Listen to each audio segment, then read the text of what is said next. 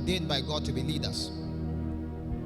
My beloved brother, Minister Geoffrey, is leading us in what? In this. He's a leader here now. If you think what he's doing is cheap, come and mount here. I know some that can come and, but I know I can't pick by random sampling and say, come and mount here. The same thing with Minister Philip. The same way each and every one is leading one way or the other. Leadership is a system put in place to checkmate the process of the advancement of a believer. Leadership is a system that God put in place for the equipping, the evaluation, the empowerment, and the management of the saint until they come into maturity to represent Him.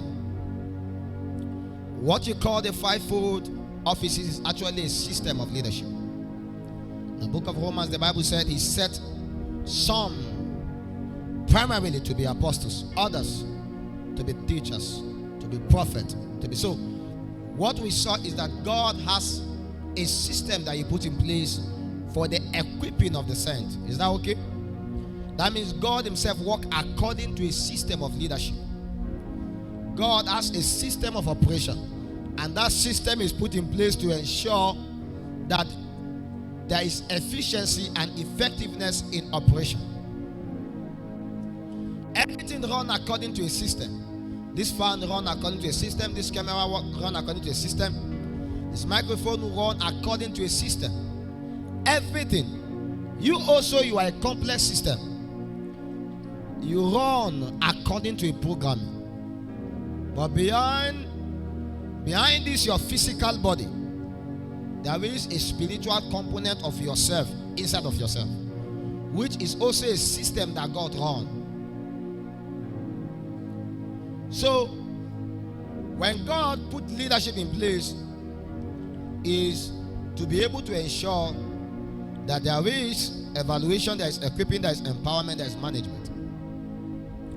Just as it is very hard for you to agree that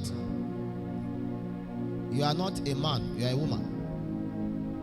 Or very hard for you to agree that you are not a woman, you are a man. You know, Bobrisky wake up and felt, I'm not a man, I'm a woman. He wanted to go against a system. And so he developed all kinds of manipulations just to convert who he is according to the design of God to become a woman. So physically right now, if you look at Bobrisky looked like a slave queen. But only him know that is a man that is hidden in that body. I get my point now. You cannot live your life according to a false identity. The identity of who you are is the prime definition of your excelling in life. But for a man to bring out that hidden identity that is locked up inside of himself, that God has apportioned before time began, he must subscribe to the systems of God. The principles and the laws of God are put in place to activate a man to come into that full functionality of who he is.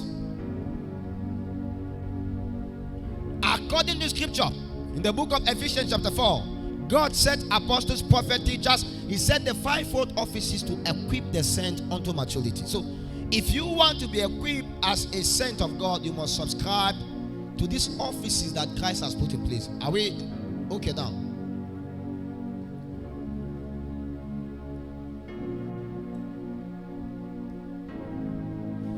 So anytime you find yourself under any kind of leadership, don't be burdened. Know that it's a system put in place to manage you, to checkmate you, to evaluate you, to help you to become better. It's a protocol that God Himself designed. It's a protocol for making. So Jesus told the people that met Him and those He encountered, follow me and I will make you. What He was trying to make them do is to come into His system of leadership. Come into His operation. come into his confines of colonization, that he may be able to transfer to them a body of knowledge so that they can be made. When God created Adam and Eve in the Garden of Eden, he put them in a system and he gave them laws, information that they must abide by for them to be able to grow. Disobedience to any of those systems become a problem. God has put a system in place, established.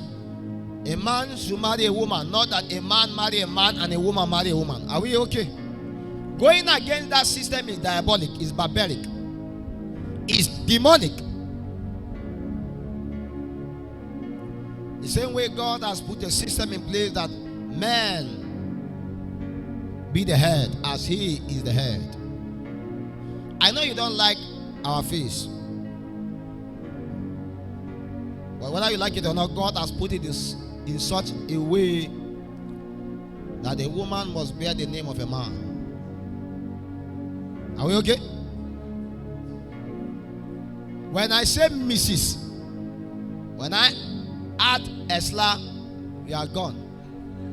Your name does not have so much stature according to the organogram of God. And that is why when you study from Genesis to Revelation, women were not factor. So when they are counting, even although they were part of the miracle that Jesus Christ carried out, heaven did not include their name. So the number, they don't need to call their name one by one, but even in the numbering they excluded them. It was because God put a system in place. It's the same way that you are a man, you must understand that you don't have a name except Christ is ahead of you. Because God has put that system in place to ensure that you will remain useless until you subscribe to a headship. When God put leadership in place, is to ensure that we are empowered, we are evaluated, we are managed aright. Jesus himself is not the head of himself. He has God. So he said, I can of my own do nothing, but as I see the Father do, so I do. So there was a system of evaluation put upon him to ensure that he is right and is in accuracy. What you call misalignment is not being under headship. It's not being in leadership. If you are always under the headship of God, if you are always in alignment with the leadership God has put upon you, you will forever remain checked. Having said that, I want to let you understand that